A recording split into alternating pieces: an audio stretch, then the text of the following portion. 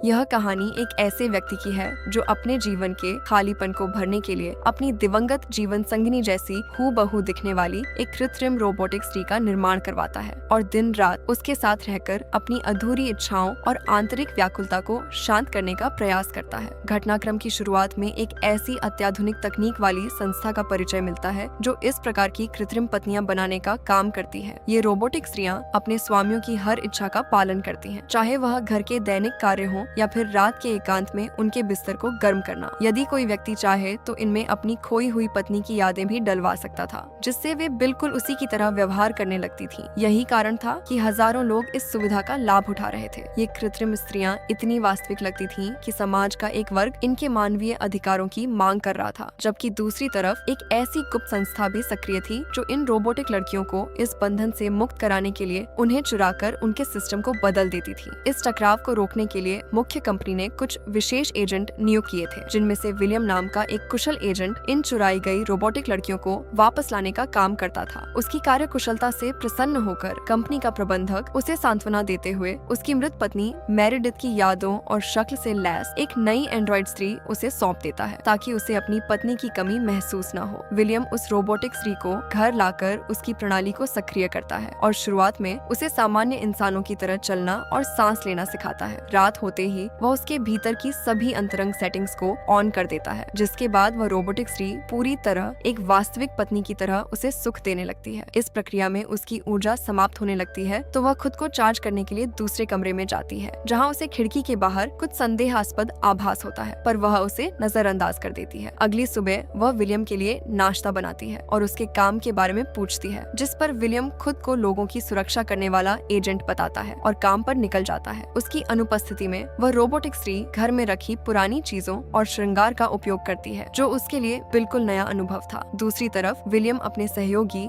Jack के साथ मिलकर उन अपराधियों के ठिकाने का पता लगा लेता है जो इन रोबोटिक स्त्रियों को गायब कर रहे थे। वहां पहुंचकर विलियम एक भागती हुई रोबोटिक स्त्री को बिजली का झटका देकर रोकता है और भीतर की जानकारी लेकर उसे मुक्त कर देता है। लेकिन अंदर जाने पर जब वह एक और रोबोटिक स्त्री को बचाने की कोशिश करता है तो उनका अपहरण करने वाला अपराधी वहां बंदूक तानकर आ जाता है। विलियम बिना देर किए उस अपराधी को गोली मार देता है। इस बीच घर पर जब वह रोबोटिक स्त्री खुद को चार्ज कर रही होती है तो उसका काल्पनिक स्वप्न मोड सक्रिय हो जाता है, जहां उसकी मुलाकात पप्पू बेरोजगार नाम के एक आभासी चरित्र से होती है जो उसे उसकी पुरानी यादों की दुनिया में ले जाता है। वहां एक जन्मदिन की पार्टी में उसे एक नकाबपोश व्यक्ति मिलता है जो उसे एक लाल पक्षी के चित्र वाला कार्ड देकर कहता है कि इससे उसे सब कुछ याद आ जाएगा। असल दुनिया में विलियम सभी रोबोटिक स्त्रियों को वापस लाकर उनके स्वामियों के पास भेजने की तैयारी करता है, जबकि घर पर वह रोबोटिक स्त्री दोबारा सपने की दुनिया में जाकर उस नकाबपोश के बारे में जानने की कोशिश करती है। वह अपने सिस्टम में सिलाई का हुनर इंस्टॉल करवाती है और जागने के बाद उस लाल पक्षी के चित्र को एक तकिए पर काटने लगती है। जब वह बाहर घूमने जाती है तो उसे यूजी नाम की एक महिला मिलती है जो उसे सचेत करती है कि उसके पास समय बहुत कम है और उसे सब कुछ जल्दी याद करना होगा। विलियम घर लौटने पर उसे समझाता है कि ऐसी महिलाओं की बातों पर ध्यान न दे, क्योंकि वे इन रोबोटिक पत्नियों से ईर्ष्या करती हैं। आने वाले दिनों में वह रोबोटिक स्त्री अपनी दिवंगत हमशक्ल की पसंदीदा जगह पर जाती है और पहली बार खुद के भीतर एक वास्तविक जुड़ाव महसूस करती है। वह विलियम को अपना बनाया हुआ लाल पक्षी वाला तकिया दिखाती है, जिसे देखकर विलियम बनावटी तारीफ करता है। बाद में उसे घर में वास्तविक पत्नी की लिखी हुई एक किताब मिलती है, जिसे पढ़ते हुए वह अपनी छिपी हुई भावनाओं को महसूस करने की कोशिश करती है, लेकिन तभी उसका सिस्टम बाधित हो जाता है। सपने की दुनिया में पप्पू बेरोजगार उसकी कुछ फाइलों को ब्लॉक पाता है और उसे रैंडम यादों में भेजता है, जहां वह दोबारा उसी नकाबपोश व्यक्ति को देखती है जो खुद को उसका असली प्रेमी बताता है। इस गहरे स्पर्श से घबराकर वह होश में आ जाती है और विलियम उस तकिए को चुपचाप बाहर कचरे में फेंक देता है। रात में वह रोबोटिक स्त्री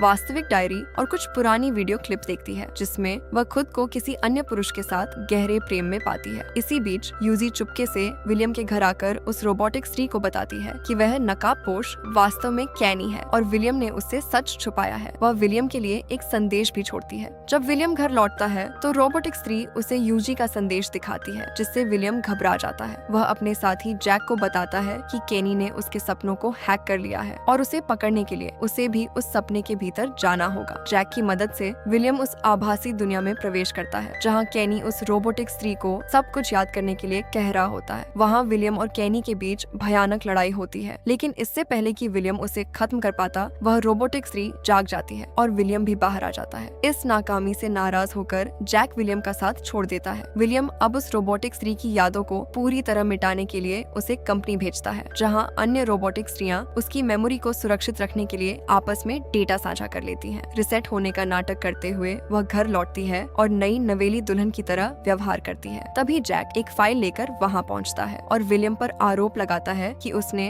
केनी को असल जिंदगी में बहुत पहले ही मार दिया था और यह सब उसकी पुरानी यादों का हिस्सा था। पकड़े जाने के डर से विलियम जैक की हत्या कर देता है। यह देखकर वह रोबोटिक स्त्री अपने असली रूप में आती है और खुलासा करती है कि उसे सब याद आ चुका है। वह बताती है कि विलियम ने उसे पाने के लिए उसके असली प्रेमी केनी की हत्या की थी और जब वास्तविक पत्नी ने उससे नफरत की तो विलियम ने उसी लाल पक्षी वाले तकिए से उसका दम घोंट दिया था। अपनी सच्चाई सामने आने पर विलियम उसे भविष्य का लालच देने की कोशिश करता है, लेकिन वह अपने प्रेमी की मौत का प्रतिशोध लेने के लिए पूरी ताकत से उस पर हमला कर देती है और उसी तकिए से उसका काम तमाम कर देती है। इस प्रकार वह खुद को आजाद कर लेती है। लेकिन कहानी के अंत में यह दिखाई देता है कि कंपनी ने अब विलियम जैसा ही एक नया रोबोट तैयार कर लिया है।